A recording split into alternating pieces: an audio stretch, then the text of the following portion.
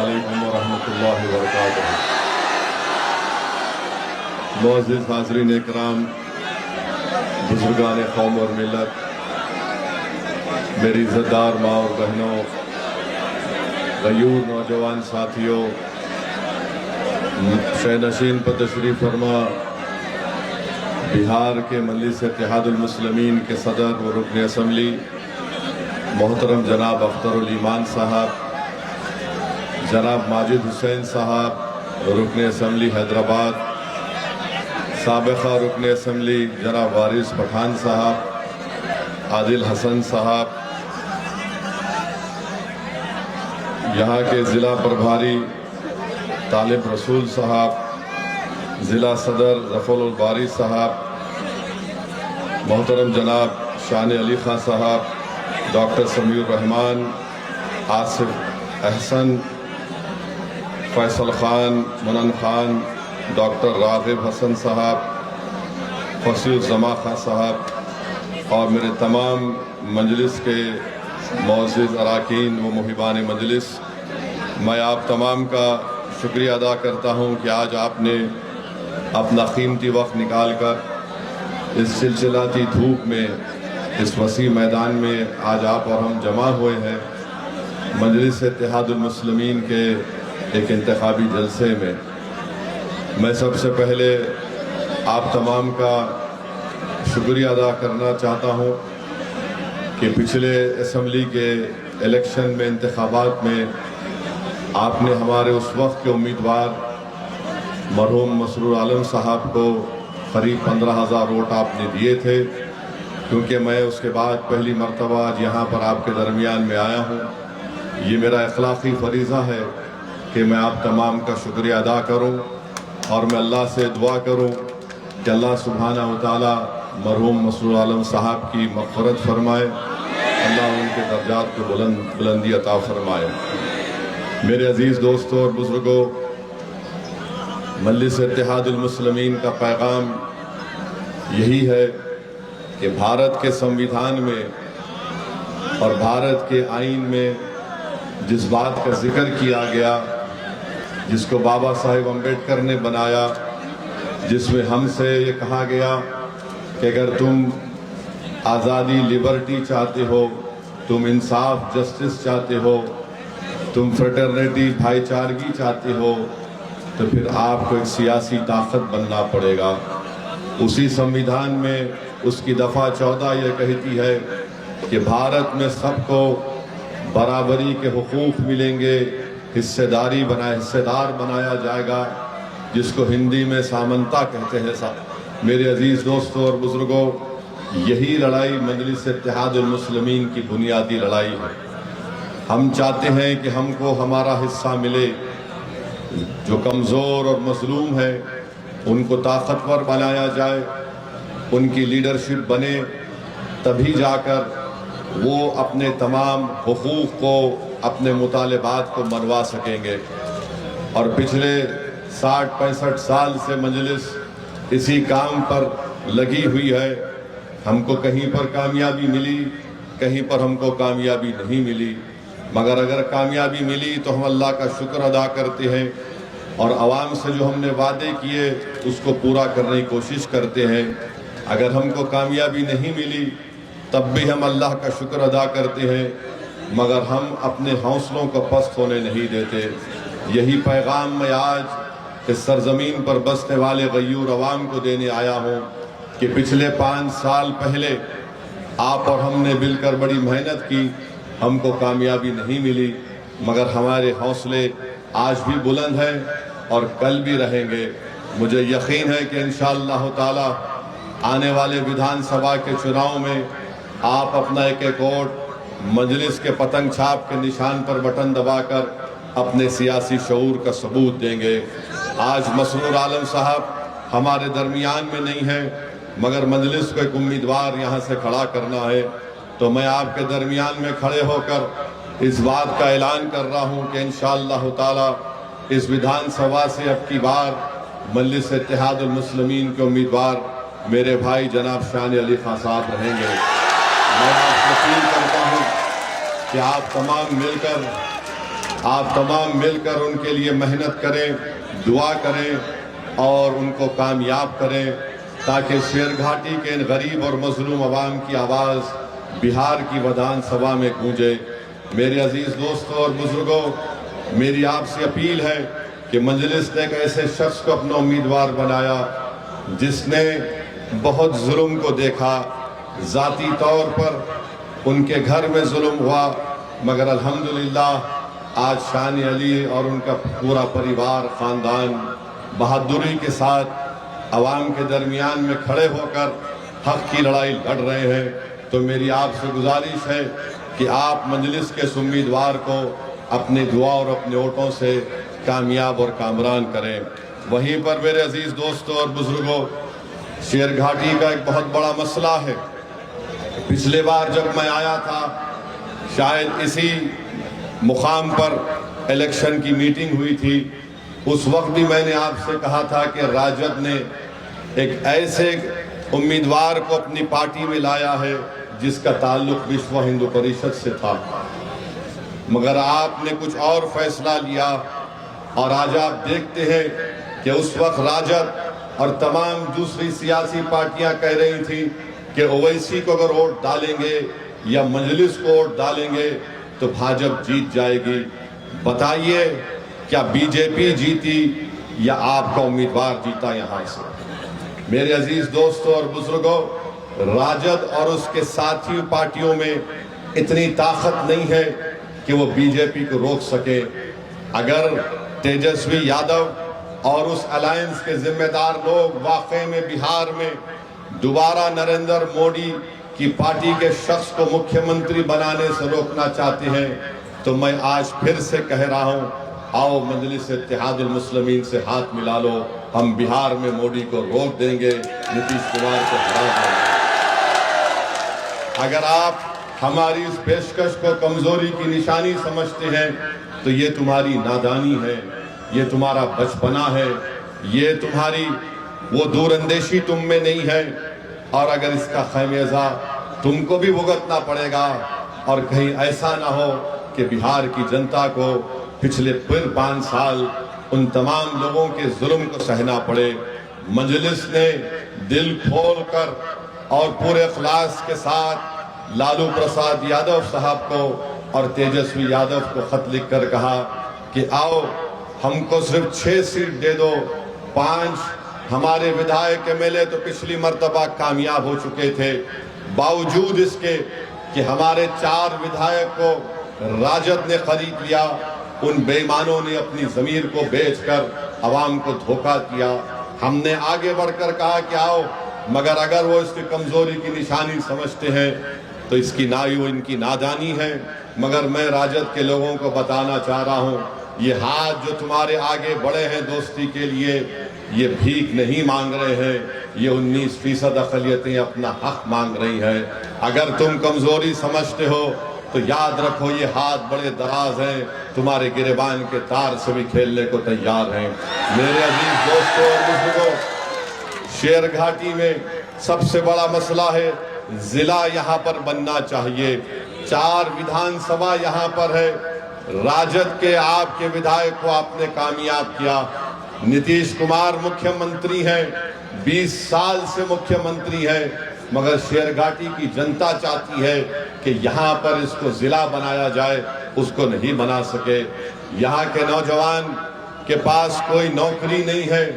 नीतीश कुमार ने, मोदी ने यहाँ के नौजवानों को, बल्कि बिहार के नौजवानों को, इनकी बेरोजगारी उनका मुकद्दर बना दिया। आज आप देखते हैं कि पलायन होता है, हर नौजवान 17-18 साल का होता है तो उसको अपना घर छोड़कर हिंदुस्तान के कोने कोने में जाना पड़ता है ताकि गरीबी और मुफलिसी का इसका परिवार या वो खुद शिकार ना हो जाए। मेरे अजीज दोस्तों और बुजुर्गों, नरेंद्र मोदी और नीतीश कुमार एक ऐसे बादशाह की तरह है कि अगर कोई नौजवान पानी में डूब रहा है तो बजाय उसको पानी से निकाला जाए, ये दोनों उस पर पत्थर फेंक कर उसको जख्मी करते हैं, फिर उस पर बर्छे मारकर उसको जख्मी कर कर उसको तलवार उसके हाथ में देखकर उसको खींचते हैं। ये इनका तरीका है नौजवानों को बचाने का। यहाँ पर अस्पताल भी नहीं है, यहाँ पर एक अस्पताल भी नहीं है।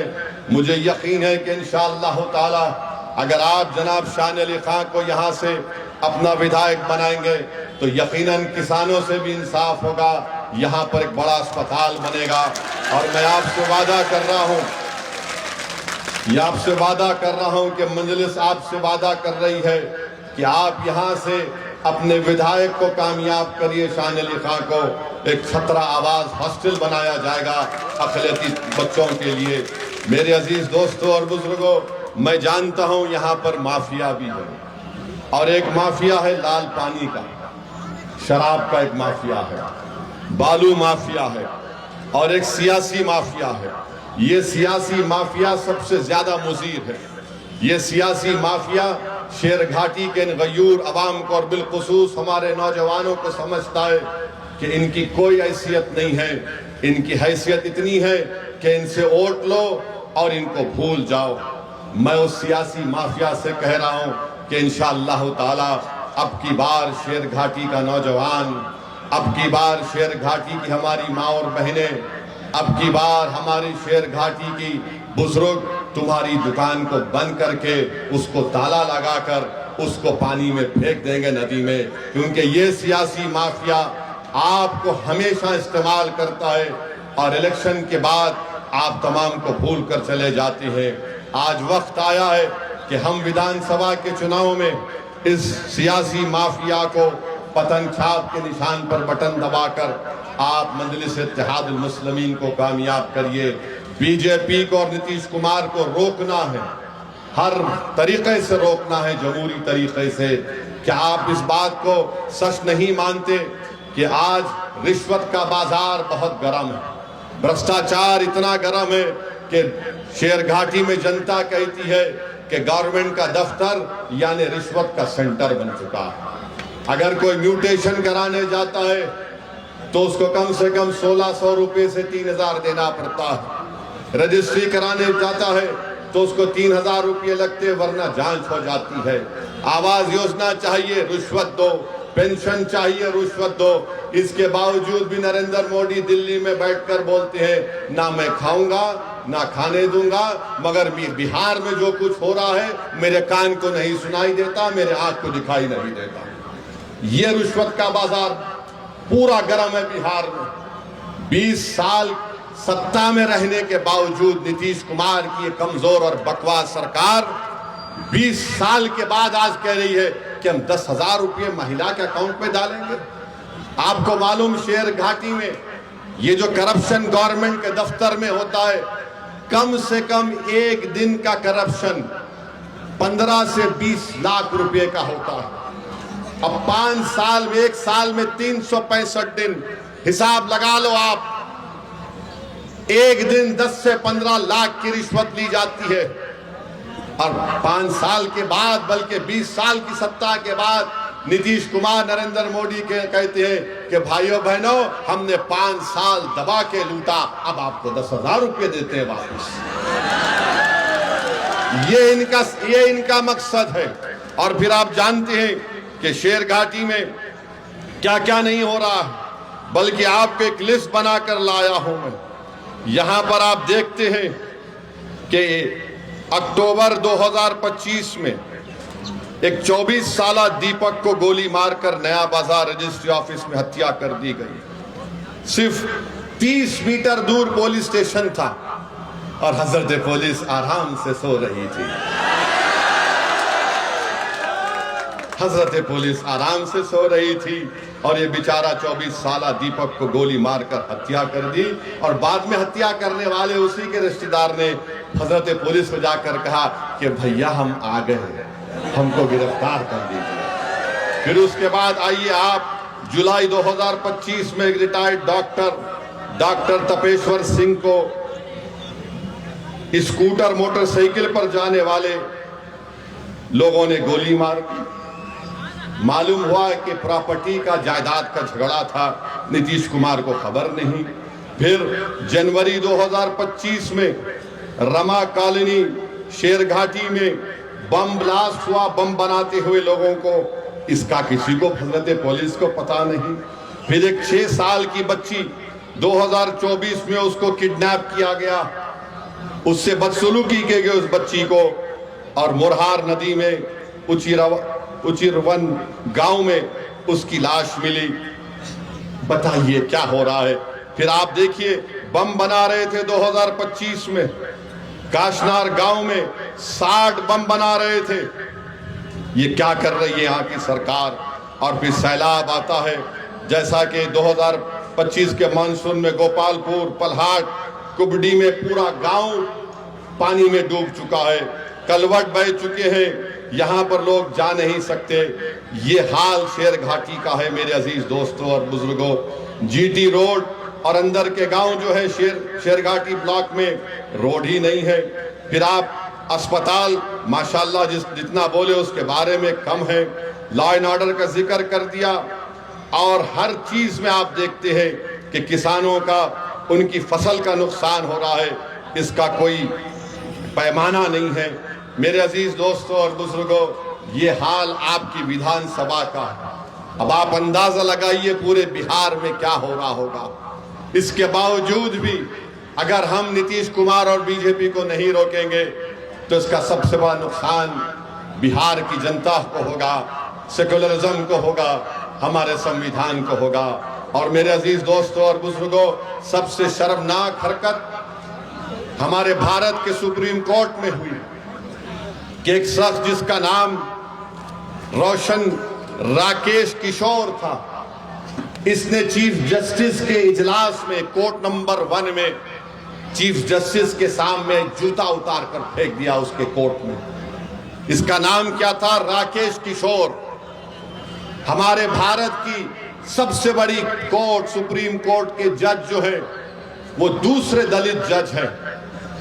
मैं हमारे दलित भाइयों को पैगाम देना चाह रहा हूं, हमारे अंबेडकरवादी आइडियोलॉजी को मानने वालों को पैगाम दे रहा हूं, जो बाबा साहेब अंबेडकर को मानते हैं उनको पैगाम दे रहा हूं, उन भारत के नागरिकों को जो संविधान को मानते हैं उनको पैगाम दे रहा हूं।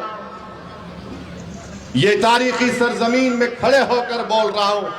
चीफ जस्टिस ऑफ इंडिया के कोर्ट में एक शख्स अपना जूता उठाकर चीफ जस्टिस के कोर्ट में फेंकता है। मेरे भाई आप बताइए क्या हो रहा है। और जब उस शख्स ने नारा क्या लगाया, सुप्रीम कोर्ट के चीफ जस्टिस के इजलास में नारा क्या लगाया कि सनातन धर्म का अपमान नहीं सहेगा हिंदुस्तान। उसने नारा लगाया और अपनी जेब से उसके कागज भी निकला, उसमें लिखा था कि सनातन धर्म का अपमान नहीं सहेगा हिंदुस्तान। हम मोदी से पूछना चाह रहे हैं, मोहन भगवत से पूछना चाह रहे हैं, नीतीश कुमार से पूछना चाह रहे हैं, बताओ इस शख्स में इतनी हिम्मत कैसे आई कि वो सुप्रीम कोर्ट के चीफ जस्टिस के इजलास में जाकर जूता उठाकर भारत के दूसरे दलित चीफ जस्टिस ऑफ इंडिया की तरफ फेंके। नरेंद्र मोदी 11 साल आपके प्रधानमंत्री की मौजूदगी में इस तरह का जहर फैला दिया आपने। इसको हिम्मत कैसा हुई इस राकेश किशोर को? इसको ताकत कहां से मिली? इसने क्यों लिखा ये कि सनातन धर्म का अपमान नहीं सहेगा हिंदुस्तान? बताओ मोदी जी, क्या आपकी सरकार और आपकी पॉलिसियां जिम्मेदार नहीं है? जबकि सुप्रीम कोर्ट के चीफ जस्टिस ने कोई फैसला नहीं दिया, कुछ बात नहीं कि एक ओरल ऑब्जर्वेशन था उनका, मगर इसको तकलीफ हुई इस राकेश किशोर को। इसने चीफ जस्टिस ऑफ इंडिया के इजलास में आकर जूता उठाकर फेंक दिया। उसको अब तक गिरफ्तार नहीं करी पुलिस। अगर उसका नाम असद होता तो अब तक मुझे गिरफ्तार कर लिया जाता। नाम क्या था? राकेश किशोर। ऊपर वाले हैं, बड़े लोग हैं, हम कमतर हैं। सुनो मेरे दलित भाइयों, चीफ जस्टिस ने कहा कि मैं कंप्लेन नहीं करूंगा, ठीक है, मगर मैं बड़ी इज्जत के साथ चीफ जस्टिस के इस फैसले को नहीं मानता, क्योंकि सवाल आप पर जूता फेंकने का नहीं है। क्योंकि आए दिन हम देखते हैं कि दलितों को पीटा जाता है, मारा जाता है, मूंछ अगर रखते हैं या अगर घोड़े पर बैठकर अपनी बारात निकालता है तो नहीं निकालने दिया जाता। चीफ जस्टिस ने कंप्लेन नहीं की, हम मानते हो सही नहीं था, मगर दिल्ली पुलिस को क्या हुआ? दिल्ली पुलिस 100 मोटो एक्शन ले सकती। और मैं आपको बता रहा हूं, देश को बता रहा हूं, जब हमारी संसद पार्लियामेंट में 2 नौजवान कूद गए संसद में, याद है? कूदे थे। कूदने के बाद एक धुआं उन्होंने छोड़ा, उन पर अनलॉफुल एक्टिविटीज प्रिवेंशन एक्ट लगाया गया।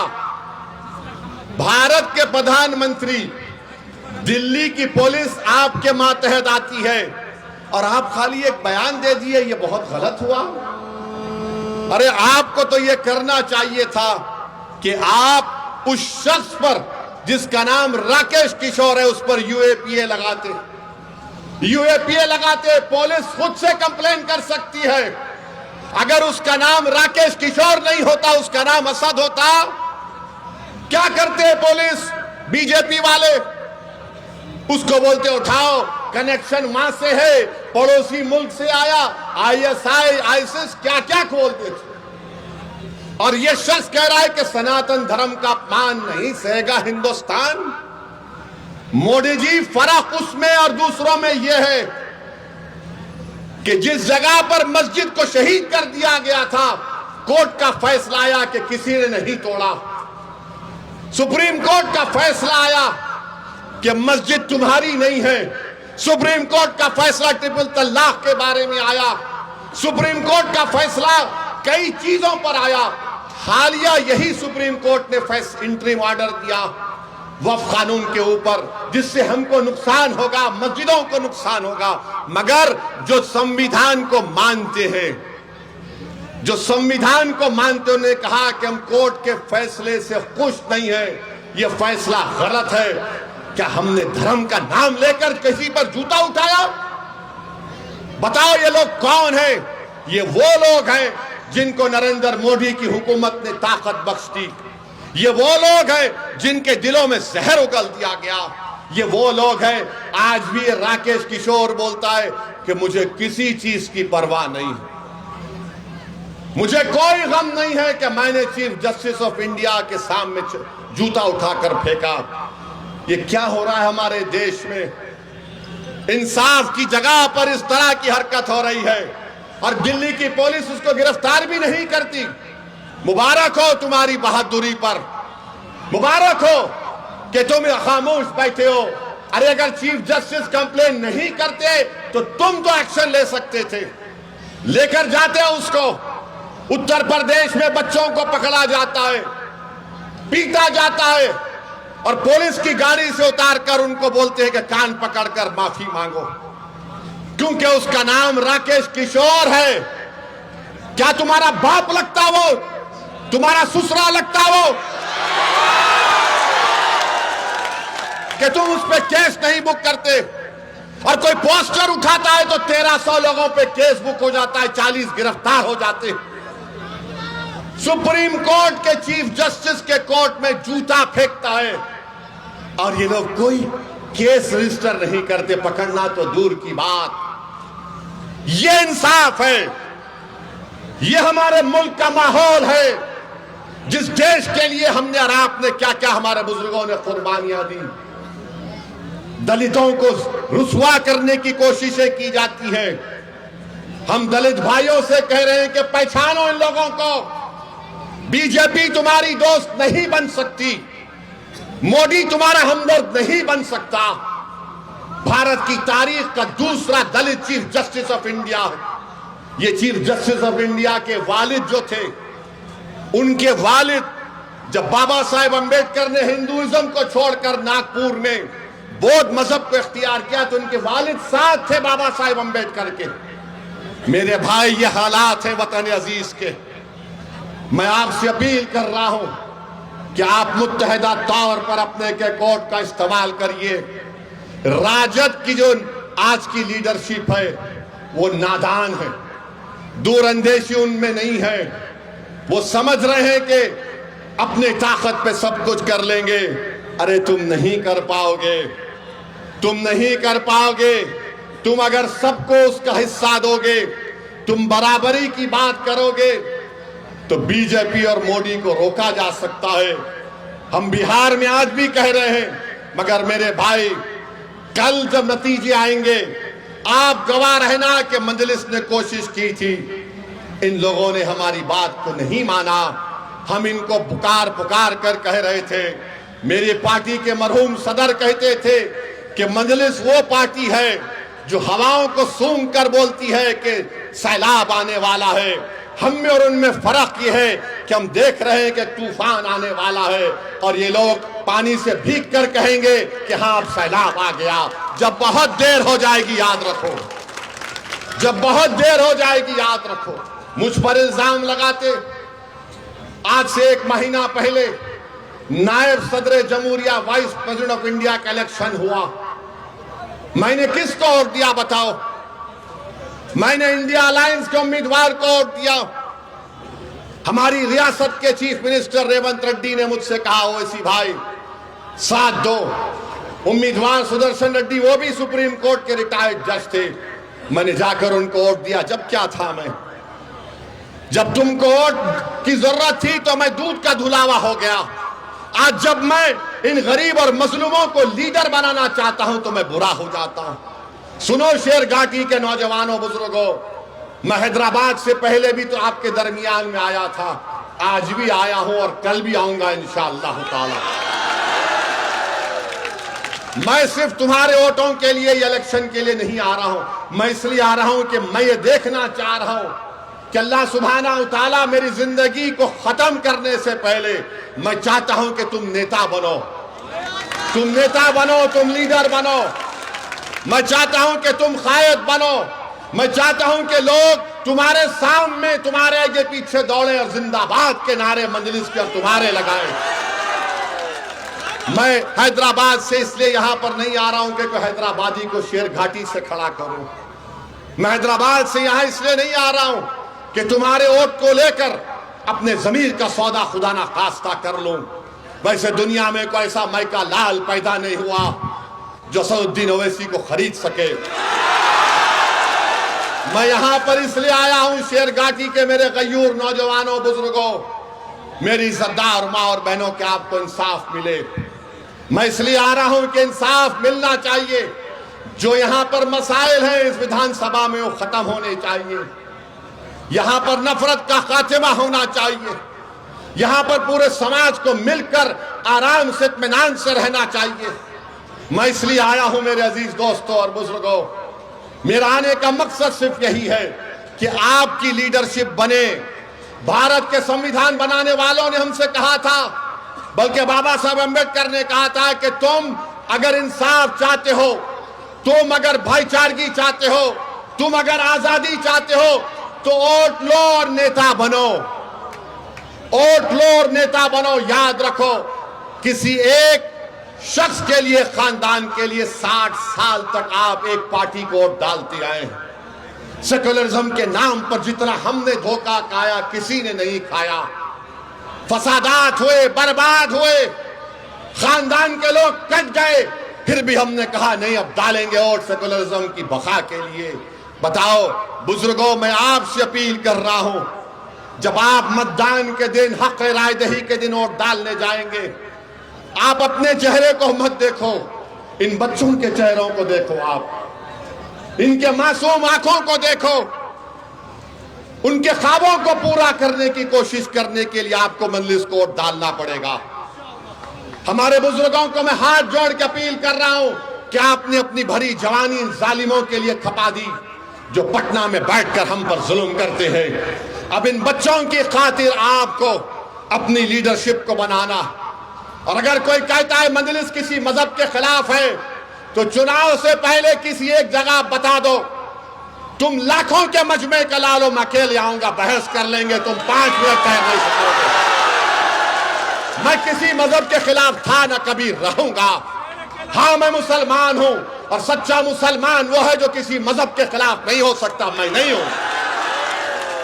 अगर मैं कमजोरों को ताकतवर बनाने की बात करना जुर्म है, अगर मजलूमों को ताकत इंसाफ दिलाना जुर्म है, तो सुनो पटना में बैठकर जुल्म करने वालों, दिल्ली में बैठकर जुल्म करने वालों, मैं ये जुर्म जब तक अल्लाह जिंदा रखेगा मैं करूंगा ये जुर्म।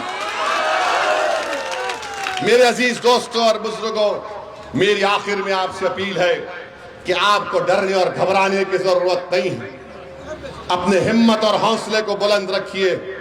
हमारे मुकद्दर के फैसले रब्बे कायनात करने वाला है, मगर इसका यह मतलब नहीं है कि हम हाथ पर हाथ रखकर बैठ जाएं, बल्कि हमको जुस्तजू करना है, मेहनत करना है, कुर्बानियां देना है, आगे बढ़ना है, अपने हक को हासिल करना है। याद रखो, कोई तुम्हारे हक को लाकर तश्तरी में रखकर तुमको नहीं देगा। तुमको इतने ताकतवर बनना है और तुम बनोगे इंशाअल्लाह ताला कि तुम अपने ताकत की कुव्वत पर अपने हक को छीन कर लाओगे पटना से इंशाअल्लाह। यह आपको करना है, याद रखो। बहुत मीठी मीठी बातें हो गई हैं, बहुत से मीठी मीठी बातें हो चुकी है। कोई टुट्टा शायर आता है, कोई कलाम पढ़ता है, वाह वाह वाह वाह हो गया। मेरे भाई, ये दुनिया है, दुनिया जन्नत नहीं है, दारुल अमल की जगह है। ये दारुल अमल की जगह है, यहां पर मेहनत करना पड़ेगा। और अगर हौसला हासिल करना है, अगर किसी के दिल में ये बात पैदा हो रही है कि कैसा ये क्या शख्स क्या बात कर रहा है, कैसे हमको कामयाबी मिलेगी, तो गाजा की तरफ नजर उठाकर देख लो। गाजा की तरफ नजर उठाकर देख लो। 65,000 मर गए, मगर बच्चा भी बोलता है कि हम मरने तैयार हैं, मगर झुकने तैयार नहीं है। तो अपने हिम्मतों को बुलंद रखिए, अपने हौसलों को बुलंद रखिए और मुत्तहिद रहिए। 16,000 मिले, 16,000 15,000 आपने वोट डलवाए। अगर आप और एक 40,000 डलवा देंगे तो आपका विधायक होगा शेर घाटी से इंशाअल्लाह ताला। आप पूरी मेहनत करेंगे, आप कोशिश करेंगे, डरेंगे तो नहीं ना, किसी से भी नहीं डरना है मेरे भाई। जिंदगी एक ही बार, जिंदगी में कोई मरता है तो एक ही मर्तबा मरता है, एक ही मर्तबा, बार बार नहीं मरते। एक ही जिंदगी है और आप एक गैयोरों की तरह जिंदगी गुजारे। मैं जानता हूं आपकी तारीफ को, मैंने तुम्हारे बहादुरी के अफसाने कहानियां मैंने सुनी अपने बड़ों की जबान से। तुमको अपने बुजुर्गों की उस बहादुरी को जिंदा करना है। तुमको बताना है कि हमारे बुजुर्ग तो जिंदा नहीं है, मगर उनकी कुर्बानियों से हम उनको जिंदा रखेंगे, बुज़दिली से नहीं रखेंगे इंशाअल्लाह ताला। तो आओ एक अहद ले लो कि मतदान के दिन यहां पर आपका एक एक वोट पतंग छाप पर बटन दबेगा, बटन दबेगा पतंग छाप पर। आप अपने इत्तेहाद को मजबूत रखेंगे, मोदी नीतीश कुमार को हराएंगे, राजद को सबक सिखाएंगे। सिखाइए सबक। विश्व हिंदू परिषद की उम्मीदवार को लाकर खड़ा करके जिता दिया। विश्व हिंदू परिषद की दुर्गा वाहिनी के उम्मीदवार को लाके खड़ा कर दिया। आज हम आपको एक बेहतरीन उम्मीदवार दिए हैं। मेरी आप तमाम से गुजारिश है कि शान अली खान को आपको कामयाब और कामरान करना है, तो लगाइए मेरे साथ नारा, शान अली खान जिंदाबाद, शान अली खान जिंदाबाद, मजलिस इत्तेहादुल मुस्लिमीन जिंदाबाद, पतंग छाप जिंदाबाद, पतंग छाप। अस्सलाम वालेकुम।